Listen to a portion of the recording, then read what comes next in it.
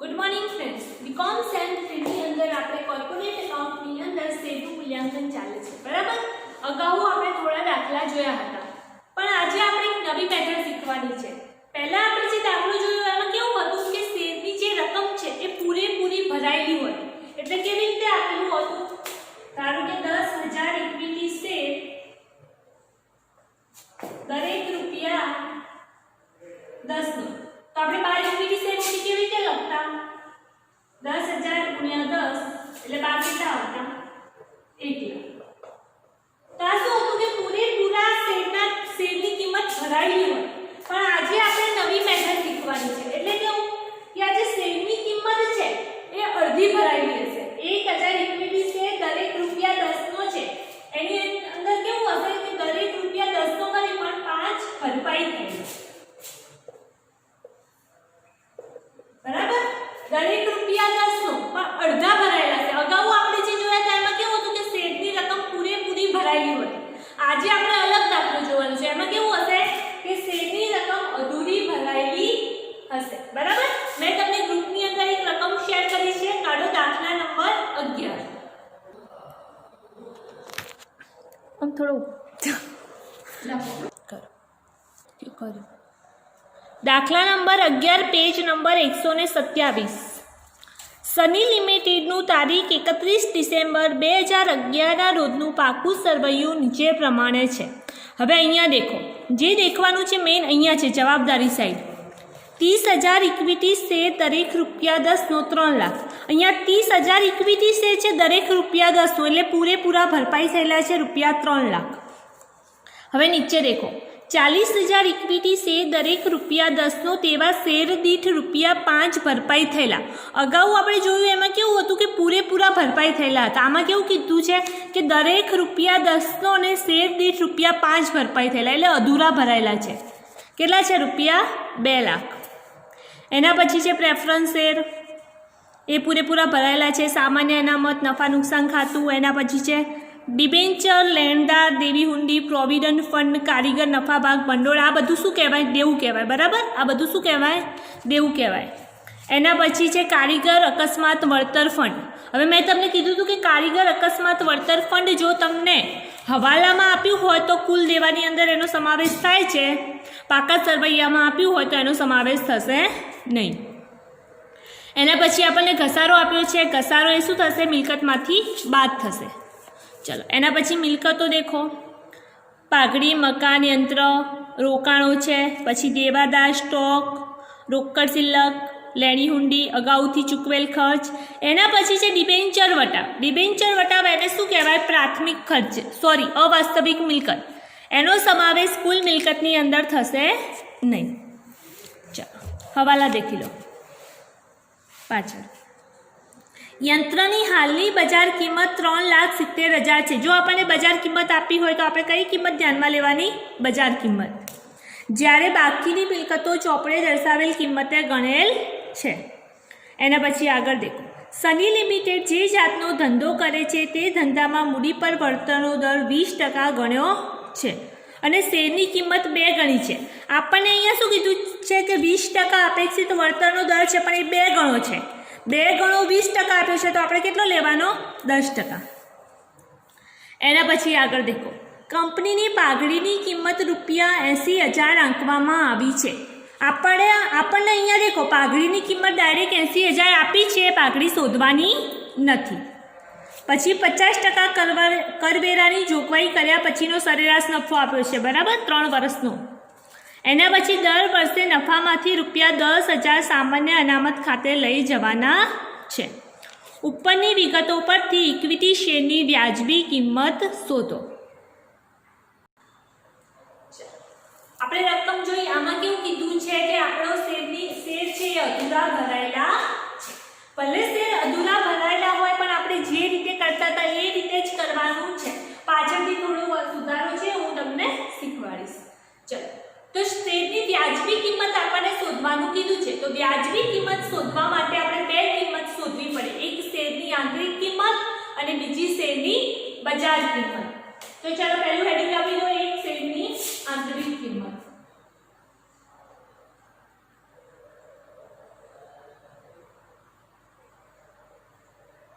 બરાબર. હવે શેરની આંતરિક કિંમત શોધવા માટેના બે સ્ટેપ છે. બરાબર. સ્ટેપ 1 છે ચોખ્ખી મિલકત અને સ્ટેપ 2 છે આંતરિક કિંમત. જો આપણને પાઘડીની કિંમત ના આપી હોય તો પહેલા આપણે પાઘડી શોધવી પડે, પણ આ દાખલામાં આપણને ઓલરેડી પાઘડી આપેલી છે. તો ચાલો હેડિંગ આપી દો સ્ટેપ 1.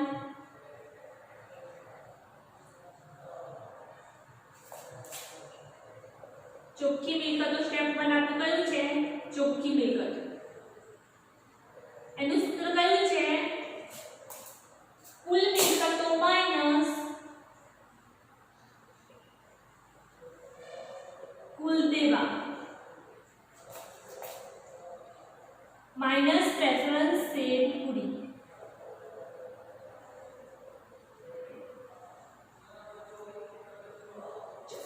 હવે મેં તમને કીધું હતું કે આ રીતે આપણે સૂત્ર લખી દેવાનું, એના પછી આપણે 3 લીટી જોડવાની. 3 લીટી જોડી અને પછી હેડિંગ આપી દો કુલ મિલકતો. બરાબર. એના પછી આપણે હેડિંગ આપી દો કુલ મિલકતો. આ સાઈડ હેડિંગ આપી દો કુલ દેવા. હવે બુક્સની અંદર આપણે જોવાનું જેટલી પણ મિલકતો આપી હોય એટલી લાઈનસર આપણે લખી દઈશું, અને જો એની બજાર કિંમત આપી હોય તો આપણે પહેલા એને બજાર કિંમતને ધ્યાનમાં લેવાની. ચલો, તો પાકા સફેયામાં મિલકત લેના બાજુ દેખો પાઘડી આપી છે 60,000, પરંતુ આપણને હવાલામાં શું કીધું છે કે પાઘડીની કિંમત 80,000 રાખવાની છે.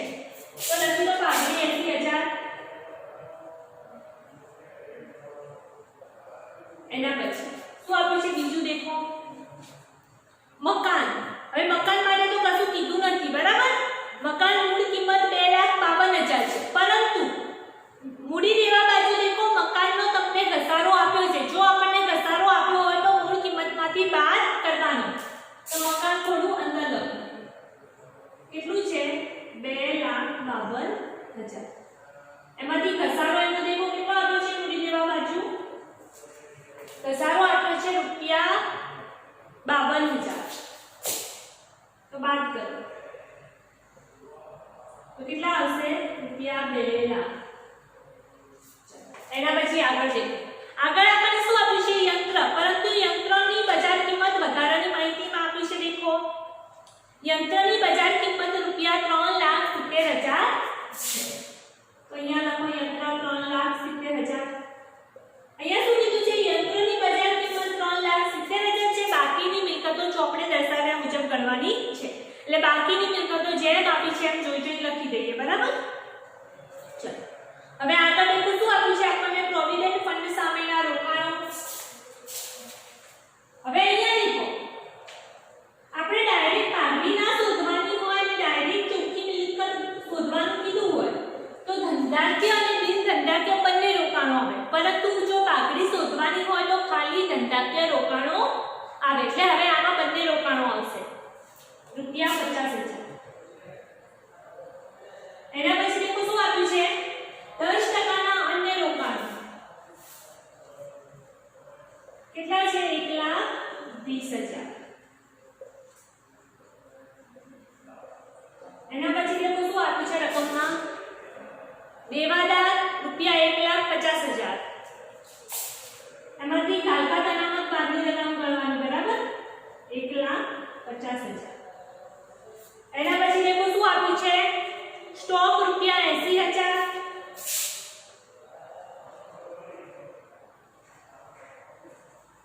એના પછી શું આપ્યું છે? દેખો રોકડ અને બેંક શિલ્લક 40,000.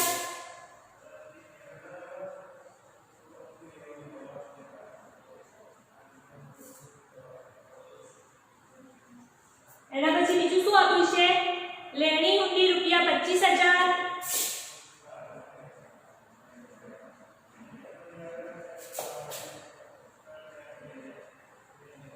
એના પછી આગળ દેખો શું આપ્યું છે? અગાઉથી ચૂકવેલ ખર્ચ ₹5,000.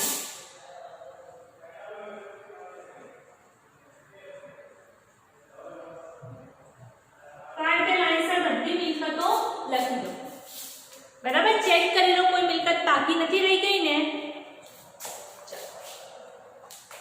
મિલકતો લગાઈ ગઈ. હવે દેવા સાઈડ આવી જાઓ. દેવામાં કઈ કઈ વસ્તુઓનો સમાવેશ થશે? દેખો પહેલા તો ઇક્વિટી ઇક્વિટી શેર મૂડી આપી છે, એના પછી પ્રેફરન્સ શેર મૂડી આપી છે, એ તો આવે નહીં. પછી અનામત છે, નફા નુકસાન ખાતું છે, એ ના આવે. એના પછી દેખો 13% ડિબેન્ચર. શું આપ્યું છે? 13% ડિબેન્ચર. કેટલા છે 13% ડિબેન્ચર? રૂપિયા 1 લાખ. એના પછી દેખો શું આપ્યું છે? લેન્ડર રૂપિયા 60,000.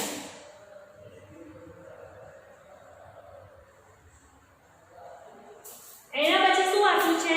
દેવી હુંડી રૂપિયા 20,000.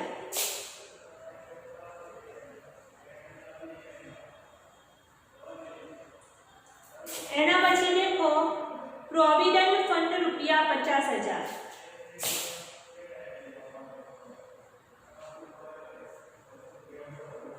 એના પછી રકમમાં આગળ દેખો આપણને શું આપ્યું છે? કારીગર નફા ભાગ ભંડોળ રૂપિયા 10,000.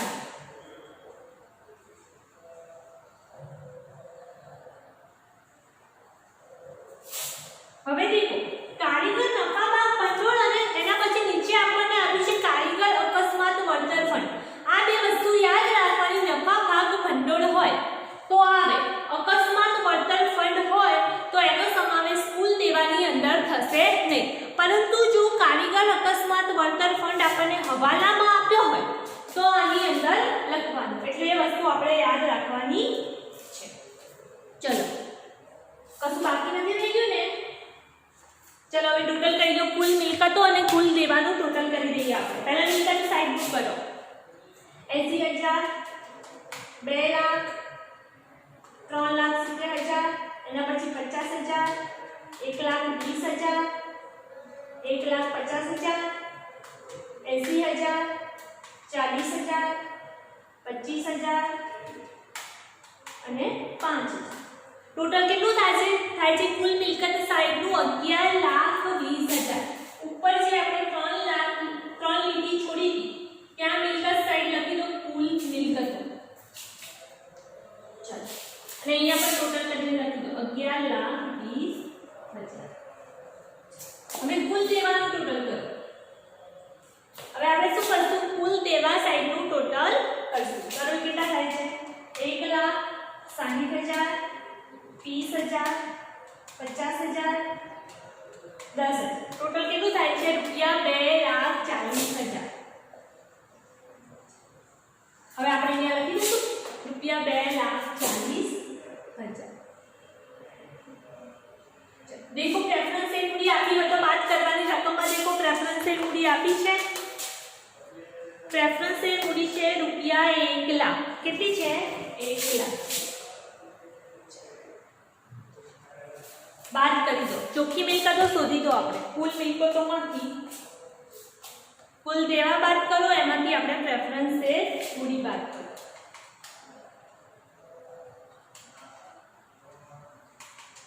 કેટલા આવે છે? રૂપિયા 7,80,000 ચોખ્ખી મિલકતો આવે છે.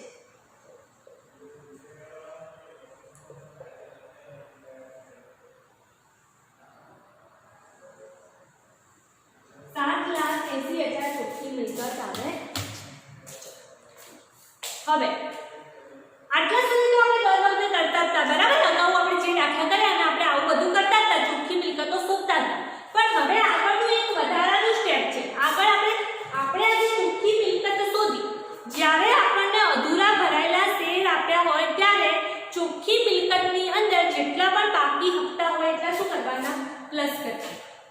આપણે જે ચોખ્ખી મિલકત શોધીએ છીએ એની અંદર બાકી હપ્તા આપણે શું કરવાના છે? પ્લસ કરવાના છે. હું અહીંયા લખું ચોખ્ખી મિલકતો, બરાબર? આપણી જેટલી આવી છે એટલી ચોખ્ખી મિલકતો જેટલી કેટલી આવી છે? રૂપિયા 7,80,000. હવે બાકી હપ્તા કેવી રીતે શોધવાના? અહીંયા દેખો, બાકી હપ્તા હોય એ કેવી રીતે આપણે શોધવું? રકમમાં દેખો. રકમમાં આપણને શું કીધું છે? જવાબદારી સાઈડ દેખો 30,000 ઇક્વિટી છે, દરેક રૂપિયા 10 તો પૂરા ભરપાઈ થયેલા, એટલે એ તો પૂરા ભરાયેલા છે. એના પછી બીજું દેખો શું આ કીધું છે આપણને? 40,000 ઇક્વિટી છે. 40,000 ઇક્વિટી છે, દરેક રૂપિયા 10 નો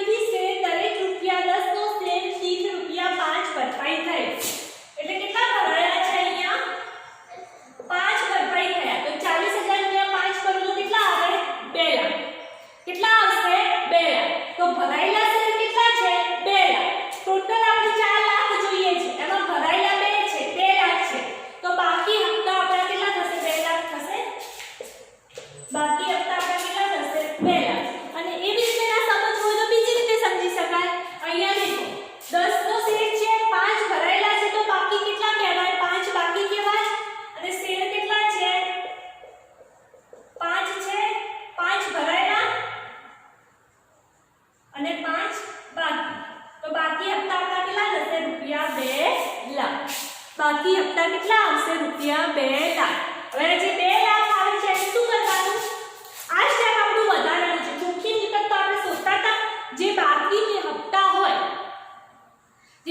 હપ્તા હોય એને આપણે શું કરવાનું છે? ચોખ્ખી મિલકતની અંદર એડ કરવાના છે. તો ડાયરેક્ટ પ્લસ કરી દો. બાકી હપ્તા કેટલા છે? 2 લાખ. બસ આ સ્ટેપ આપણું એક વધારાનું છે. તો કેટલા આવે છે? 9,80,000 રૂપિયા. આટલા સુધી કર્યું બધાએ? હવે આગળ દેખો.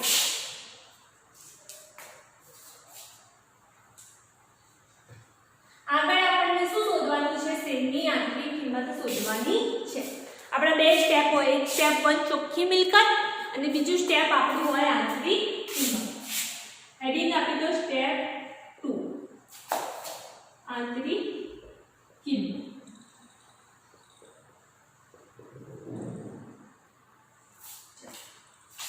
આંતરિક કિંમતનું સૂત્ર શું છે? ચોખ્ખી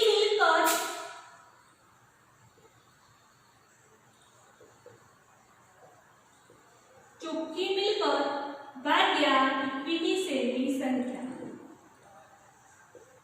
આંતરિક કિંમતનું સૂત્ર શું છે? ચોખ્ખી મિલકતો ભાગ્યા ઇક્વિટી શેરની સંખ્યા.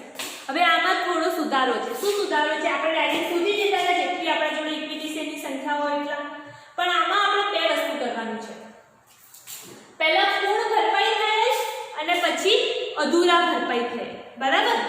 બે રીતે. તો અહીંયા પહેલું આપણું પૂર્ણ ભરપાઈ થયેલ.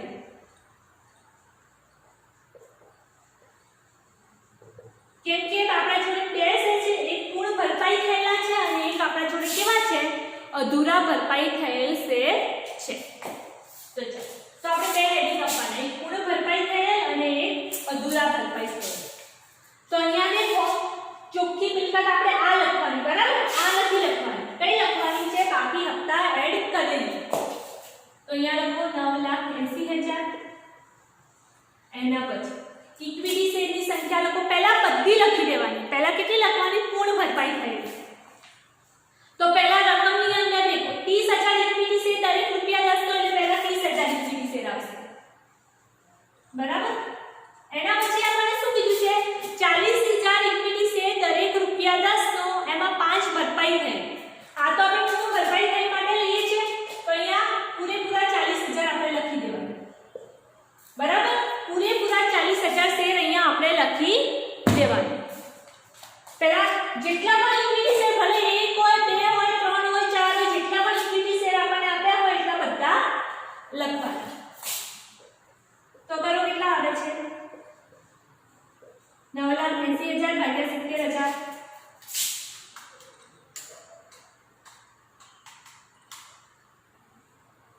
કેટલા આવે છે? રૂપિયા 14 આવે છે. કેટલા આવે છે? પૂર્ણ ભરપાઈ થયેલ શેરની આંતરિક કિંમત કેટલી આવે છે? રૂપિયા 14. બરાબર? હવે અધૂરા ભરાયેલા શેરની આંતરિક કિંમત આપણે કેવી રીતે શોધીએ? અહીંયા પહેલા પૂર્ણ લખ્યું ને. હવે હેડિંગ આપી દો અપૂર્ણ ભરપાઈ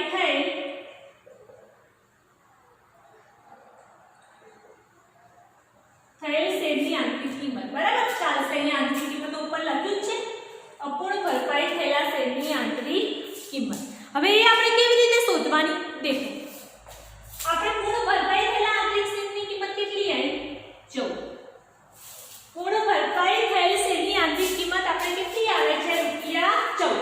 એમાંથી આપણે અધૂરા ભરાયેલા શેરની કિંમત બાદ કરવાની. તો અધૂરા ભરાયેલા શેરની કિંમત કોને કહેવાય? અહીંયા દેખો રકમમાં શું કીધું છે?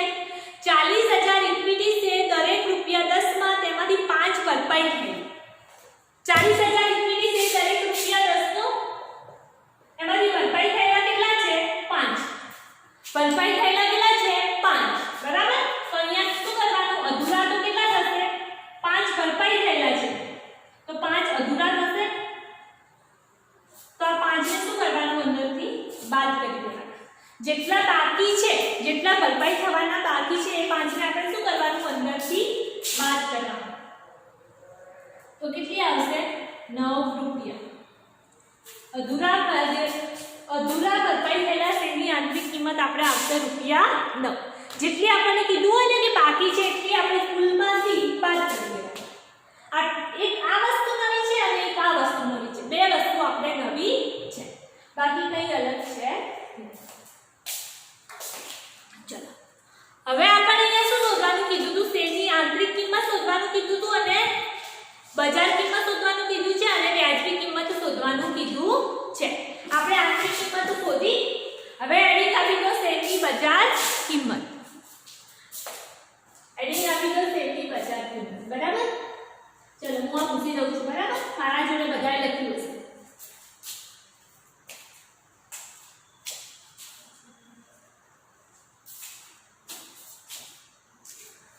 આપણને એમ તો વ્યાજબી કિંમત શોધવાનું કીધું છે, પણ વ્યાજબી કિંમત શોધવા માટે આપણે તેની આંતરિક કિંમત અને બજાર કિંમત શોધવી પડે.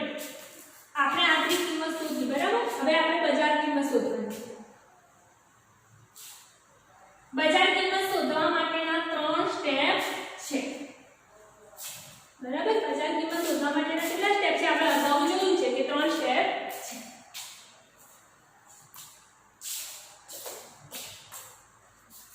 તો બજાર કિંમત માટેના 3 સ્ટેપ છે. એની અંદર પહેલા નંબરનું સ્ટેપ આપણું કયું છે? પહેલા હું અહીંયા હેડિંગ આપી દઉં બજાર કિંમત.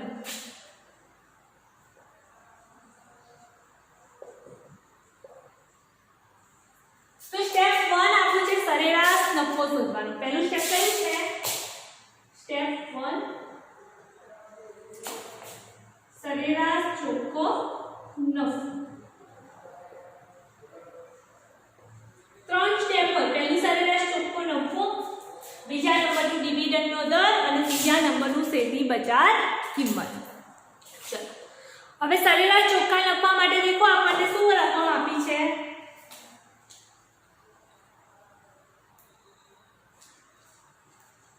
હવાલા સાઈડ દેખો. ચોથા નંબરનો હવાલો દેખો. 50% કરવેરાની જોગવાઈ કર્યા પછીનો 3 વર્ષનો નફો આપ્યો છે. હવે આપણને આમાં એવું નતું કીધું કે ભારિત નફો શોધો, એટલે આપણે ડાયરેક્ટ આપણે કેવો નફો શોધવાનો? સરેરાશ નફો. 3 વર્ષની આપણને માહિતી આપી છે, તો એના આધારે આપણે સરેરાશ નફો શોધો. પહેલા વર્ષે આપણને કેટલો નફો કીધો છે? 95000. એના પછી 85000. એના પછી કેટલા આપ્યા છે? ₹1,05,000. ત્રણેયનું ટોટલ કરી અને સરેરાશ નફો શોધી લો. કેટલો આવે છે?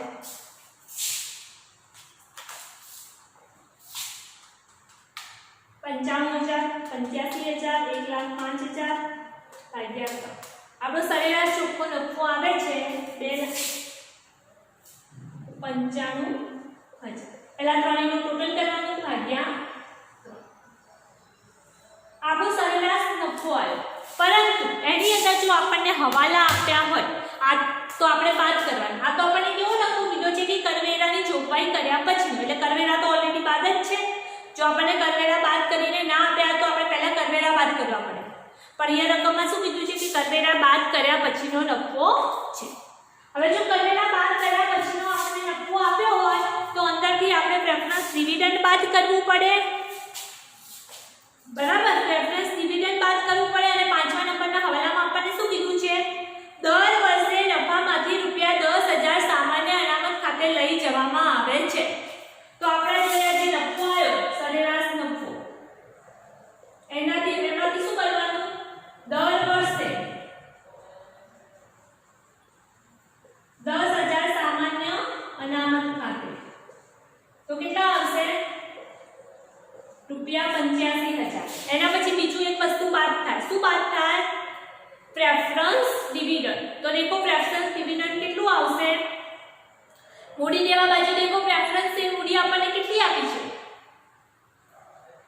10% પ્રેફરન્સ છે દરેક ₹1,000 પ્રેફરન્સ છે દરેક ₹100 પૂરા ભરપાઈ થઈ. એમ કરીને આપણને 1,00,000 પ્રેફરન્સ છે મૂડી આપી છે.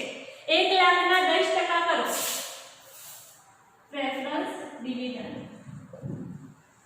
1,00,000 ના 10%. કેટલું આવશે પ્રેફરન્સ ડિવિડન્ડ? ₹10,000. તો બાર કેટલા આવશે? ₹75,000 આપણું પ્રેફરન્સ ડિવિડન્ડ. સોરી, સરેરાશ ચોખ્ખો નફો આપણો કેટલો આવશે? ₹75,000. 50. બરાબર ને? એવરેજ ડિવિડન્ડ 12 એટલે આપણો સરેરાશ ચોખ્ખો નફો કેટલો આવે છે? ₹75,000. આપણું સ્ટેપ 1 હતું સરેરાશ ચોખ્ખો નફો. હવે સ્ટેપ 2 કયું આવશે આપણું? સ્ટેપ 2 આપણું આવશે ડિવિડન્ડનો દર. બરાબર? સ્ટેપ 2 આવશે ડિવિડન્ડનો દર અને એના પછી સ્ટેપ 3 આપણું આવશે બજાર કિંમત. બરાબર? ડિવિડન્ડના દરનું સૂત્ર શું છે? સરેરાશ ચોખ્ખો નફો ભાગ્યા ઇક્વિટી શેર મૂડી ગુણ્યા 100. બરાબર? સૂત્ર શું છે? સરેરાશ ચોખ્ખો નફો ભાગ્યા ઇક્વિટી શેર મૂડી ગુણ્યા 100. સરેરાશ ચોખ્ખો નફો કેટલો છે? આ નીચે વાળો લેવાનો. કેટલો છે? ₹75,000. હવે રકમમાં દેખો ઇક્વિટી શેર મૂડી આપણને કેટલી આપી છે? આપણે પૂરેપૂરી ઇક્વિટી શેર મૂડી લેવાની. બરાબર? બંનેની લેવાની. પહેલા આપણને 30,000 ઇક્વિટી શેર દરેક ₹10 નો એટલે 3 લાખ આપ્યું છે. 3 લાખ. એના પછી બીજું શું કીધું છે? 40,000 ઇક્વિટી શેર દરેક ₹10 નો શેરથી 5 ભરપાઈ થાય. શેર મૂડી છે 2 લાખ ગુણ્યા 100. કરો કેટલા આવે છે? કેલ્સીમાં કરો. 75,000 ભાગ્યા 5 લાખ ગુણ્યા 100. તો તમારો ડિવિડન્ડનો દર આવશે 15%. દેખો આટલા સુધી આમાં કોઈ ચેન્જ છે નહીં. જો આપણે અધૂરા ભરાયેલા શેર હોય તો આટલા સુધી આમાં કંઈ ચેન્જ છે નહીં. જે ચેન્જ છે એ ખાલી બજાર કિંમતની અંદર. સ્ટેપ 2 આપણું છે સ્ટેપ 3 બજાર કિંમત. બજાર કિંમતનું સૂત્ર શું છે? ડિવિડન્ડનો દર અપેક્ષિત વળતરનો દર ગુણ્યા ભરપાઈ થયેલી રકમ. ઇક્વિટી શેરની ભરપાઈ થયેલી રકમ. બરાબર? અહીંયા ભરપાઈ થયેલી પણ કઈ? ઇક્વિટી શેરની ભરપાઈ થયેલી રકમ. ચલો આમાં આપણા જોડે બે ભાગ છે. એક પૂર્ણ ભરપાઈ થયેલા અને બીજા અપૂર્ણ ભરપાઈ થયેલા. તો અહીંયા હેડિંગ આપી દો પૂર્ણ અને અપૂર્ણ. બંનેની બજાર કિંમત અલગ અલગ આવશે. બરાબર? બંનેની બજાર કિંમત કેવી આવશે? અલગ અલગ આવશે. તો આમાં ફરક શું છે? ખાલી થોડો જ છે. તમને અહીંયા સમજાવું. પહેલું આપણને દેખો ડિવિડન્ડનો દર કેટલો આપ્યો છે? 15%. રકમમાં દેખો અપેક્ષિત વળતરનો દર આપણને કેટલો આપ્યો છે? બીજા નંબરના હવાલામાં દેખો અપેક્ષિત વળતરનો દર ₹20 છે, પરંતુ શેરની કિંમત 2 ગણી છે. આપણને શેરની કિંમત શું કીધી છે? 2 ગણી છે. 20% છે અને 2 ગણો તો એનો 1 ગણો કેટલો થશે? 10%. તો અપેક્ષિત વળતરનો દર કેટલો આવશે? 10%. ચલો હવે ભરપાઈ થયેલી રકમ. પહેલા આપણને શું કીધું છે કે 30,000 ઇક્વિટી શેર દરેક ₹10 નો. પહેલા કિંમત 10 છે તો પૂર્ણ ભરપાઈ થયેલી કિંમત કેટલી છે? ₹10. બરાબર? એ જ રીતે 15%. અપૂર્ણ માટે પણ એનો અપેક્ષિત વળતરનો દર કેટલો છે? 10%. પરંતુ એમાં દેખો અધૂરા ભરાયેલા શેરની કિંમત કેટલી છે? 40,000 ઇક્વિટી શેર દરેક ₹10 નો શેર દીઠ ₹5 ભરપાઈ થઈ. હવે અપૂર્ણ માટે કેવું છે કે ₹5 જ ભરાયેલા છે. પહેલા માટે પૂરેપૂરા 10 ભરાયેલા છે અને બીજા માટે કેવું છે? ₹5 ભરાયેલા છે. તો આપણે આ રીતે હેડિંગ આપવાનું પૂર્ણ અને અપૂર્ણ. ચાલો કેલ્સીમાં કરી દો. આમાં તો 10 + 10 એટલે 15 જ આવશે ને? 15 રૂપિયા. બરાબર? હવે આનો કરો કેટલા આવે છે? 7.5 રૂપિયા. હવે દેખો બંનેની આંતરિક કિંમત અલગ આવે છે, બંનેની બજાર કિંમત અલગ આવે છે, પૂર્ણ અને અપૂર્ણ. એટલે બંને માટે આપણે એની વ્યાજબી કિંમત પણ શોધવી પડશે. બરાબર? હવે આપણે આટલું બજાર કિંમત શોધાઈ ગઈ. હવે આપણે હેડિંગ આપી દો શેરની વ્યાજબી કિંમત.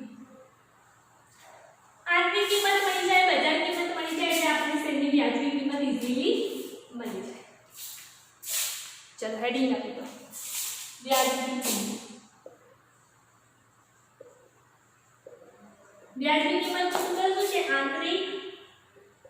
આંતરિક કિંમત પ્લસ બજાર કિંમત ભાગ્યા 2.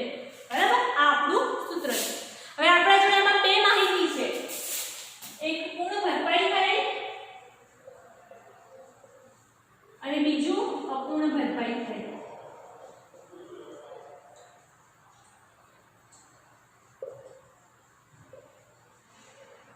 તો પૂર્ણ ભરપાઈ થયેલ માટે શેરની આંતરિક કિંમત આપણે કેટલી આવી? દેખો આગળ રકમ મને કેટલી આવી આપણે ભૂસી નાખ્યું છે, તમારે ગણેલું હશે એમાં તમે ચેક કરો કેટલી આવી છે. રૂપિયા 14 આવી છે. કેટલી આવી છે? 14. અને પૂર્ણ ભરપાઈ થઈ છે તો તેની બજાર કિંમત કેટલી છે? 15. એ જ રીતે અપૂર્ણ ભરપાઈ થઈ છે તેની આંતરિક કિંમત કેટલી આવી? આગળ તમે દેખો કેટલી છે? રૂપિયા 9. અને અપૂર્ણ ભરપાઈ થઈ છે તેની બજાર કિંમત કેટલી છે? રૂપિયા 7.5. ચલો કરી દો કેલ્ક્યુલેશન કેટલા આવે છે?